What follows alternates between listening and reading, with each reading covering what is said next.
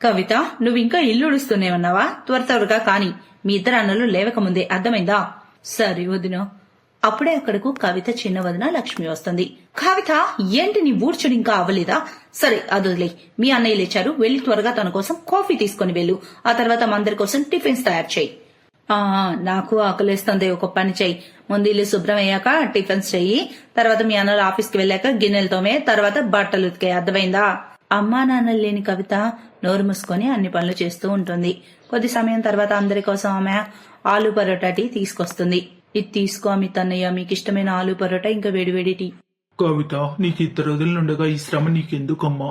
అన్నయ్య, అది నేను అది విషయం ఏంటంటే, మా ఆడపడుచుకు తన చేత్తో చేసిన వంట తన అన్నయ్యలకు తినిపించడం ఇష్టం.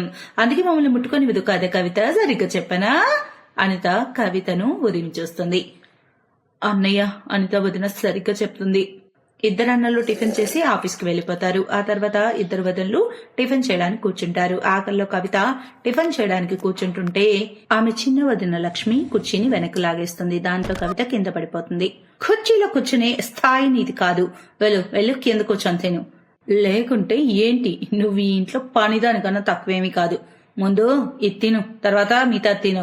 కానీ వదిన, అది మీరు తిని వదిలేసిన ఎంగిలి. అయితే అదే నీకు ప్రసాదం అనుకో.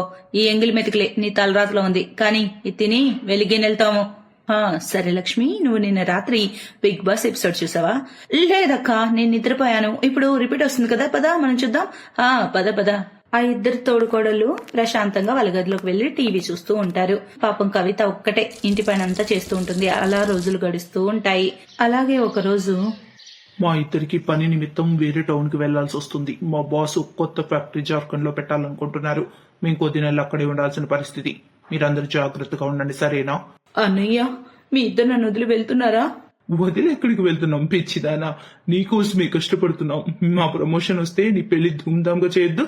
అది విన్నాక ఆ ఇద్దరు వదనలు ఇంకా రగిలిపోతారు. వాళ్ళ భర్తలు వెళ్ళగానే వారు కవిత మీద ఇంకా ఎక్కువ జూలం ప్రదర్శించడం మొదలు పెట్టారు. అలా ఒక రోజు జోరుగా వర్షం కురుస్తోంది. చూడక్క, వర్షం ఎంత హాయిగా ఉంది, వెదర్ ఎంత బాగుంది, చల్లగా. లక్ష్మి, ఈ వర్షానికి వేడివేడి పకోడీ ఉంటే ఆ మజానే వేరు. ఉండు, ఇప్పుడే ఆ మహారానికి చెప్పొస్తాను. కవిత, ఓ కవిత, ఎక్కడ చచ్చావు? వదినా, బట్టలు తేయడానికి పైకి వెళ్ళాను. అవునా, సరే, త్వరగా వెళ్లి మా ఇద్దరికి వేడివేడి టీ పకోడీ తయారు చేసుకురా. సరే వదినా. కవిత వంటింట్లో పకోడీలు చేస్తూ ఉంటుంది. ఓది దేవుడా, నేను పకోడీలో ఉప్పు వేయడం అయితే మర్చిపోలేదు కదా, ఒకసారి చెక్ చేసి చూస్తాను. కవిత పకోడీలో ఉప్పు చూస్తూ ఉంటే అప్పుడే అక్కడికి తన చిన్న వదిన లక్ష్మి వస్తుంది. ఇంకా గట్టిగా కవితను చెంపదెబ్బ కొడుతుంది. పానికి మాలిందానా, నీ ఎంగిలి మాకు తినిపించాలనుకుంటున్నావా? ఈ రోజు నేను చూడు ఏం చేస్తాను. అలా అంటూ లక్ష్మి ఆమెను తెక్కొడుతుంది. ఆ అరుపులకు అనిత అక్కడికి వస్తుంది. ఇక భయపడ్డ కవిత తన పెద్ద వదిన వెనక్కి వెళ్లి, వదినా నన్ను కాపాడండి. ఇక చాలే లక్ష్మి, ఒకవేళ ఇది గనక చచ్చిందంటే మనం జీవితాంతం జైల్లో ఉండాలి. ఒక పని చేద్దాం, దీన్ని ఇంట్లోంచి గెంటేద్దాం. లేదంటే మన భర్తలు వచ్చి వాళ్ళు కష్టపడ్డ ఆదాయం అంతా దీని పెళ్లికి తగలేస్తారు. ఇది నేను ఆలోచించలేదక్కా, నువ్వన్నది నిజమే. ఇద్దరు వదినలు కలిసి పాపం కవితను ఇంట్లోంచి గెంటేస్తారు. బయట పెద్ద వర్షం పడుతూ ఉంటుంది. వదినా నన్ను ఇంట్లో నుంచి గెంటేయొద్దు, ఈ వర్షానికి నేను ఎక్కడికి వెళ్ళను. కానీ వాళ్ళు తన ఒక్క మాట కూడా వినరు. ఇంకా ఆమెను ఇంట్లోంచి నెట్టేస్తారు. కవిత వర్షాన్ని తప్పించుకోవడానికి ఒక చెట్టు కిందకి వెళ్తుంది. ఇక రాత్రంతా చెట్టు కింద కూర్చొని ఏడుస్తూనే ఉంటుంది. అలా తెల్లారిపోతుంది. కవితకు ఆకలి వేస్తూ ఉంటుంది. చాలా ఆకలిగా ఉంది. ఇలా ఆలోచిస్తూ కవిత తినడానికి ఏమైనా దొరుకుతుందేమో అని వెతకడానికి రోడ్లపైకి వస్తుంది. బండి వాళ్ళను తినడానికి ఏదైనా అడుగుతూ ఉంటుంది. కానీ ఎవరు సహాయం చేయరు. కొద్దిసేపటి తర్వాత ఒక బండి అతని దగ్గరకు వెళ్తుంది. అతను పకోడీ తయారు చేసి అమ్ముతూ ఉంటాడు. ఆమె అతని ఎదుట ఏడుస్తూ చెబుతుంది, బాబాయ్ గారు, నాకు ఆకలిగా ఉంది, నిన్నటి నుంచి ఏమీ తినలేదు, దయచేసి నాకు కొంచెం పకోడీ తినడానికి ఇవ్వండి, కానీ నా దగ్గర డబ్బు లేదు. ఆ పెద్ద మనిషికి కవిత పట్ల జాలి కలుగుతుంది. ఇంకా అతను ఒక ప్లేట్ ఉల్లి పకోడీ చట్నీతో పాటుగా ఆమెకు తినడానికి ఇస్తాడు. కవితకు ఆ పకోడీలు చూస్తూనే జరిగిందంతా గుర్తొస్తూ ఉంటుంది.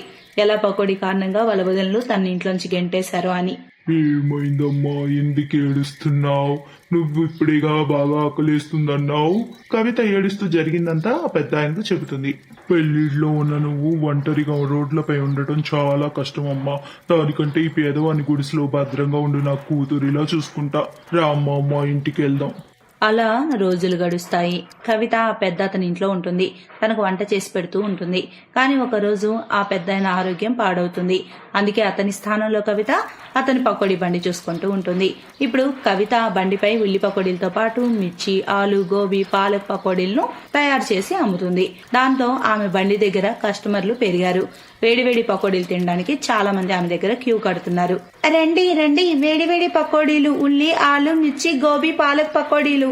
పైగా వాతావరణం చాలా చల్లగా ఉంది. మరి ఇంతటి చల్లటి వాతావరణంలో ఎవరు ఇన్ని వెరైటీ లేని పకోడీలు తినకుండా ఉంటారు? ఓ పకోడీ అమ్మాయి, ఒక 20 రూపాయలు ఉల్లి పకోడీ కట్టు. హా, నా కోసం మిర్చి పకోడీ. ఈ విధంగా ఆమె వద్దకు కస్టమర్స్ రష్ పెరిగింది. ఇంకెవరైతే ఆమె చేసిన పకోడీ ఒకసారి తింటారో వాళ్ళు మళ్ళీ మళ్ళీ తింటున్నారు. దేవుడి దయ వల్ల నా చేతి పకోడీ కస్టమర్లందరికీ నచ్చుతుంది. ఒకవేళ నా పని ఇలాగే ముందుకెళ్తే ఖచ్చితంగా కొత్తీలు తీసుకోవచ్చు. ఇదంతా ఆలోచిస్తూ కవిత సంతోషపడింది. చాలా సంతోషంగా ఉంది. ఇక మరుసటి రోజు ఆమె తన బండి అక్కడ పెట్టగా ఆ రోజు పెద్ద తుఫాను కారణంగా తన బండి పై పరద ఎగిరిపోతుంది. ఇక వర్షం కారణంగా పకోడీలన్నీ కూడా పాడైపోతాయి. అరే, అంతా నాశనం అయిందే. ఈ వర్షం అంతా పాడు చేసింది. ఈ వర్షం కవిత రోజు ఆదాయాన్ని తినేసింది. ఇక మరోవైపు కవిత వదనలో పాప్కార్న్, పిజ్జా ఆర్డర్ పెట్టుకుని వర్షాన్ని ఎంజాయ్ చేస్తున్నారు. వాహ్, అరే వాహ్, ఎంత టేస్ట్ ఉంది ఈ పిజ్జా. అరే వాహ్ వాహ్. ఈ పాప్కార్న్ గురించి అయితే చెప్పనే అక్కర్లేదు. అక్కడ ఏడుస్తూ కవిత ఆమె గుడిసెలోకి వస్తుంది. అక్కడ గుడిసె అంతా నీళ్ళొస్తాయి. అరే, పూర్తిగా ఇల్లంతా వర్షం నీరు వచ్చింది. బాబాయ్, ఇప్పుడు నేను ఈ నీళ్ళని తోడి బయట పోస్తాను. కవిత తన తలరాతకు ఏడుస్తూ బకెట్తో నీళ్లు తీసుకుని బయటపడేస్తూ ఉంటుంది. కొద్దిసేపటి తర్వాత ఆ పెద్దాయన వైపు చూస్తుంది. లేదు, నేనంత తేలిగ్గా ఓటమిని ఒప్పుకోను. వర్షానికి జనాలు పకోడీని ఎక్కువ ఇష్టపడతారు. వర్షాకాలమే ఈ వ్యాపారానికి మంచి ఆదాయాన్ని ఇచ్చేది. కానీ ఈ పకోడీలతో పాటు టీ కూడా కలిపి అమ్మితే నా దగ్గర కొంత డబ్బు ఉంది. దాంతో మళ్లీ మొదలు పెడతాను. కవిత ధైర్యం వదలకుండా తన బండి మరమ్మతులు చేపించింది. అలాగే ఒక పెద్ద పరదా వేసి టీ పకోడీలు అమ్మడం మొదలుపెట్టింది. జనాలు ఆ పరదా కిందకొచ్చి పకోడీలు తింటూ టీ తాగుతున్నారు. దాంతో ఆమె ఆదాయం మరింత పెరిగింది. అలా కొద్ది రోజులు గడిచాయి. ఇప్పుడు కవిత రోజుకు 3000 వరకు సంపాదిస్తుంది. ఒకరోజు అమిత్ ఇంకా సుధీర్ కారులో వస్తుండగా వాళ్ళ దృష్టి ఆ బండిపై పడింది. అరే, ఆమె మన చెల్లి కవిత. కానీ ఫుట్పాత్ పై తను టీ పకోడీలు ఎందుకు అమ్ముతుంది? వాళ్ళిద్దరూ కవిత దగ్గరికి వెళ్తారు. ఆమె తన అన్నయ్యలను చూసి చాలా ఏడుస్తూ చెబుతుంది. అన్నయ్య, అన్నయ్య, మీరిద్దరు నన్ను వదిలేందుకు వెళ్లారు? చూడండి, మీరు లేకుండా నా పరిస్థితి ఏమైందో. కానీ నీకు గతలో పట్టిందమ్మా. అప్పుడు కవిత జరిగిందంతా తన ఇద్దరు అన్నలకు చెప్తుంది. అమిత్, సుధీర్ కోపంగా ఇంటికొస్తారు. అనిత, అనిత, ఎక్కడ నువ్వు? వచ్చారా మీరు? మీకిప్పుడే టీ తెస్తాను. నువ్వెందుకు తెస్తావు? కవిత ఎక్కడ? తనకు చెప్పు. మీకేం చెప్పాలి మేము? ఆమె అయితే మన పరువు తీసేసింది. తను ఎవరో అబ్బాయితో లేచిపోయింది. ఇది వింటూనే అమిత్ అనితను గట్టిగా చంపదెబ్బ కొడతాడు. సిగ్గు లేదా అబద్ధం చెప్పడానికి? ఇద్దరు అన్నల ముందు కూడా ఈ రోజు మా చెల్లిని అలాంటి స్థితిలో చూడాల్సి వస్తుంది అనుకోలేదు. వినండి, మీ ఇద్దరికి ఇంట్లో చోట్లేదు. వెళ్ళిపోండి ఇక్కడి నుంచి. ఆ ఇద్దరు వదినలకు తమ తప్పు తెలిసి వస్తుంది. ఇక వాళ్ళు తమ ఆడపడుచుని క్షమించమని అడుగుతారు. దాని తర్వాత కవిత తన ఇద్దరు వదినలను క్షమిస్తుంది. ఆ తర్వాత ఆ పెద్ద ఆయన్ని కూడా తమ ఇంటికి తీసుకొని వస్తుంది. అలాగే తన పకోడీ బిజినెస్ ను ఇంకా ముందుకు తీసుకెళ్తుంది. ఒక పెద్ద రెస్టారెంట్ తెరిచి పకోడీలు అమ్ముతూ చాలా ఆదాయం సంపాదిస్తుంది ఇప్పుడు కవిత.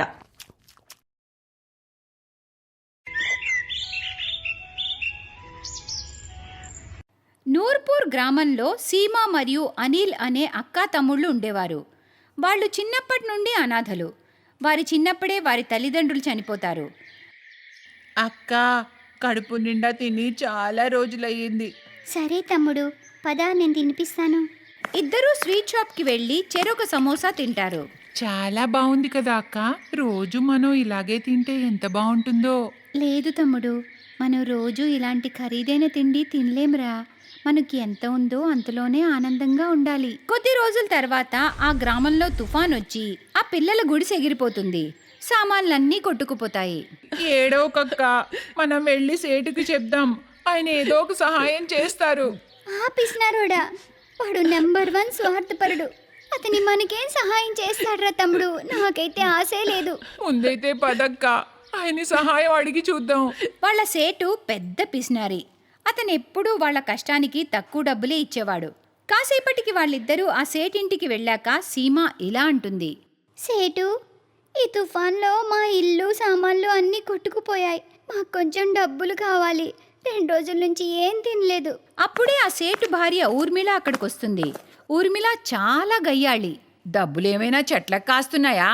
అమ్మగారు, మీరేం చెప్పినా నేను చేస్తాను. నా చిన్న తమ్ముడిని తీసుకుని నేను ఎక్కడికి వెళ్ళగలను? మీ షాప్ దగ్గర ఉన్న చెట్టు దగ్గర ఉంటాం అమ్మా. అలాగేలే, కానీ అక్కడెందుకు? ఇక్కడే మా గెస్ట్ హౌస్లో ఉండండి. కానీ దానికి బదులుగా నువ్వు మా ఇంటి పని మొత్తం చెయ్యాలి. ఉండడానికి చోటుతో పాటు 2 పూట్ల భోజనం కూడా ఇస్తాను. ఏంటి, సరేనా? పనిచేస్తావా మా ఇంట్లో? సరే అమ్మగారు, నేను చేస్తాను. అది వర్షాకాలం. అక్క తమ్ముళ్ళిద్దరూ గెస్ట్ హౌస్లో ఉన్న కొద్ది స్థలంలో సర్దుకుని పడుకుంటారు. ఇక మరుసటి రోజు ఉదయాన్నే ఇంటి పనులన్నీ చేసుకుని చెత్త ఏరుకోవడానికి బయలుదేరుతారు. అక్క, ఈరోజు అమ్మగారి ఇంట్లోంచి మంచి సువాసన వస్తుంది. బహుశా కచోడీలు చేస్తున్నట్టుంది. ఈరోజు పండగే పండగ. కొంచెం డబ్బులు మళ్ళీ జమ చేసుకుంటే మన గుడిసె మనమే కట్టుకోవచ్చని ఆలోచిస్తున్నానురా. అప్పుడు నేను స్వయంగా నా చేత్తో నీకు కచోరీలు చేసి పెడతానురా తమ్ముడు. కాసేపటికి సేటు భార్య 4 ఎండిపోయిన చపాతీలు మిగిలిన పప్పు తెచ్చి వాళ్ళకిస్తుంది. అమ్మగారు, మీరు కచోరీలు చేశారు కదా, పాపం మా తమ్ముడికి తినాలనుందట, ఒకటిస్తారా? నోరు ముయ్యవే, అవి ఖరీదైన వంటకాలు, మీలాంటి అడుక్కునే వాళ్ళ కోసం కాదు. మూసుకుని ఈ రోటీలు తిని పడుకోండి. ఉదయం 4ంటికే లేవాలి. సేటు భార్య అక్కడి నుండి వెళ్ళిపోతుంది. సీమ మరియు అనిల్కి ఆ పాచిపోయిన భోజనం చూసి ఏడుపొస్తుంది. ఏడవకురా తమ్ముడు, నేను త్వరలోనే నీకు కచోరీలు తినిపిస్తానుగా. రోజంతా పనిచేసి ఆకలికి వాళ్ళు ఆ పాచిపోయిన రొట్టెల్నే తిని పడుకుంటారు. మరుసటి రోజు ఇంటి పనులు చేసుకుని చెత్త ఏరుకునేందుకు వెళ్తే అక్కడ ఏదో అనిల్కి మెరుస్తూ కనిపిస్తుంది. అక్క, ఇట్రా, అదేంటో చూడు. సీమ అది బయటికి తీసి చూస్తే అది ఒక అందమైన కడాయి. కడాయి తమ్ముడు, కానీ మనకెందుకు? దీన్ని బజార్లో అమ్మితే ఖచ్చితంగా డబ్బులు వస్తాయి. కానీ వద్దురా, మనం దీన్ని అమ్మొద్దు. మనం మళ్ళీ గుడిసె వేసుకున్నాక నేను నా తమ్ముడికి దీనిలో కచోరీలు చేసి పెడతానులే. వాళ్ళిద్దరూ మెల్లిగా ఆ కడాయిని ఇంటికి తెచ్చుకుంటారు. అప్పుడు సీమ కడాయిని పట్టుకుని ఇలా అంటుంది. ఏదో ఒక రోజు నేను నా తమ్ముడి కోసం దీనిలో కచోరీలు చేస్తాను. అక్క, నాకు కచోరీలు ఇప్పుడే తినాలనిపిస్తుంది. ఏదైనా మాయ జరిగి కడాయి అంతా కచోరీలతో నిండిపోతే బాగున్ను. అనిల్ అలా అనేసరికి కడాయి మొత్తం కచోరీలతో నిండిపోతుంది. ఇద్దరూ చాలా ఆశ్చర్యపోతారు. అంటే ఇదొక మాయా కడాయి అన్నమాట. అందుకే ఇది ఇంతగా మెరుస్తుంది. నేను ఇంకోసారి ట్రై చేస్తాను. తమ్ముడు, ఏదైనా మాయ జరిగి ఈ కడాయి అంతా మిఠాయిలతో నిండిపోతే బాగున్నురా. అక్క, నిజంగానే దీనిలో మిఠాయిలు వచ్చాయి. ఇక నేను ఆగలేను. అమ్మగారు కూడా నిద్రపోయి ఉంటారు కదా. దా, త్వరగా తిందాం అక్క. ఊర్మిళ ఇచ్చిన భోజనాన్ని గోవులకు పెట్టేసి వాళ్ళు కడుపు నిండా ఆ మిఠాయిల్ని తింటారు. ఆ తర్వాత ఆ కడాయిని గడ్డి కింద దాచేస్తారు. వాళ్ళకి ఎప్పుడు ఆకలేసినా ఆ కడాయిని అడుగుతూ ఉంటారు. అలాగే ఊర్మిళ ఇచ్చే భోజనాన్ని గోవులకు పెట్టేస్తారు. ఒకరోజు ఆ పిల్లల్ని ఆరోగ్యంగా చూసి ఊర్మిళ సేటుతో ఇలా అంటుంది. నేను ఈ పిల్లలకి పాచిపోయినవే పెడుతున్నాను, అయినా వాళ్ళకి ఏమీ అవ్వట్లేదండి. పైగా వాళ్ళిద్దరూ చాలా బొద్దుగా అవుతున్నారు. అవునే ఊర్మిళ, నేను కూడా గమనిస్తున్నాను. కొద్ది రోజుల నుండి వాళ్ళు బాగా ఆరోగ్యంగా ఉన్నారు. వీళ్ళకి చెత్తల్లో ఏదైనా ఖజానా దొరికిందంటావా? నువ్వు వీళ్ళపై ఒక కన్నీసుంచు. వాళ్ళని అస్సలు అశ్రద్ధ చేయకు సుమీ. ఆ తర్వాత ఊర్మిళ పిల్లలపై ఒక కన్నేసుంచుతుంది. తనకి వారి మాయా కడాయి గురించి తెలిసిపోతుంది. తమ్ముడు, నీకేం తినాలనుందో అడుగరా. ఏదైనా మాయ జరిగి ఈ కడాయి మ్యాగీతో నిండిపోవాలి. వెంటనే కడాయి మొత్తం మ్యాగీతో నిండిపోతుంది. ఇద్దరూ ఆనందంగా తింటూ ఉంటారు. అయితే ఇదన్నమాట సంగతి. ఈ మాయా కడాయి వల్ల వీళ్ళిద్దరూ బాగా ఖరీదైన వంటలు తింటున్నారన్నమాట. ఏదైనా చెయ్యాలి. తర్వాత రోజు ఊర్మిళ ఆ కడాయిని దొంగిలించేస్తుంది. యావండి, ఇదే ఆ పిల్లల ఆరోగ్యానికి రహస్యం. ఇది ఒక మాయా కడాయి. నేను దొంగిలించేశాను. ఇప్పుడు చూడండి, నేను మీకోసం ఏం చేస్తానో. ఓ మాయా కడాయి, బిర్యానీ చెయ్యి. అబ్బో, ఇది అద్భుతమేనే. నువ్విప్పటి నుంచి వంట చేయాల్సిన అవసరమే లేదు. దాంతో నీకు పని కూడా తప్పుతుంది. అలాగే రేషన్ ఖర్చులు కూడా మిగిలిపోతాయి కదా. బిర్యానీ తిని నిజంగా చాలా మజా వచ్చింది. ఇక ఇప్పుడు వేడి వేడి పాలు తాగితే. ఇదిగోండి, ఇప్పుడే చూడండి. ఏ మాయా కడాయి, త్వరగా వేడివేడి పాలనివ్వు. అప్పుడు ఊర్మిళ ఇలా అంటుంది. ఏ మాయా కడాయి, మా ఇంట్లో ఎల్లప్పుడూ ఇలాంటి వేడివేడి పాలనది పారుతూ ఉండాలి. అలా అనగానే ఇంట్లో వేడివేడి పాలు నదిలాగా పారుతూ ఉంటాయి. అరే, చాలు చాలు చాలు ఆపు. మాయా కడాయి, పాలనివ్వడం ఆపవే. ఆ వేడి పాల వల్ల ఇద్దరి కాళ్లకు బొబ్బలొచ్చేస్తాయి. కానీ ఆ కడాయి గురించి ఎవ్వరికీ తెలియకూడదని వాళ్ళు ఆ నొప్పిని తట్టుకుంటూ ఉంటారు. సీమ ఇదంతా చూసి ఇలా అంటుంది. ఈరోజు మీ స్వార్థం వల్ల చూడండి మీరెంత బాధపడుతున్నారో. ఏదైనా మాయ జరిగి చల్లనీళ్లతో ఈ ఇల్లు నిండిపోతే బాగున్ను. కడాయిలోంచి చల్లటి నీరొచ్చి ఇద్దరూ బ్రతికిపోతారు. ఓ మాయా కడాయి, నువ్వు ఎక్కడి నుండి వచ్చావో అక్కడికి వెళ్ళిపో. సేటు మరియు అతని భార్య వాళ్ళు చేసిన తప్పుకి క్షమాపణలు అడుగుతారు. ఆ మాయా కడాయి మొత్తానికే మాయమైపోతుంది. నువ్వు లేకపోతే ఈరోజు మేము ఏమైపోయి ఉండేవాళ్ళమో. ఈ రోజు నుంచి మీరు గోశాల్లో కాదు, మా ఇంట్లో మా పిల్లల్లాగా ఉండండి. రోజు మీకు నేను మంచి ఖరీదైన భోజనం పెడతాను. ఆ రోజు నుండి ఇద్దరూ ఆ పిల్లల్ని వారి పిల్లల్లాగా ప్రేమగా చూసుకుంటూ ఇద్దరిని మంచి స్కూల్లో జాయిన్ చేస్తారు. Best buddies. హలో ఫ్రెండ్స్, ఈ వీడియో చూసినందుకు మీకు ధన్యవాదాలు. ఒకవేళ మీకు ఈ వీడియో నచ్చినట్లయితే దయచేసి లైక్ చేసి సబ్స్క్రైబ్ చేయండి మరియు ఈ వీడియోపై కామెంట్ చేయండి. ఇంకో విషయం, షేర్ చేయడం మర్చిపోకండి. ఇలాంటి మరిన్ని వీడియోలు మీరు చూడాలనుకుంటే కిందనే ఉన్న బెల్ బటన్ని నొక్కండి. చూస్తూనే ఉండండి.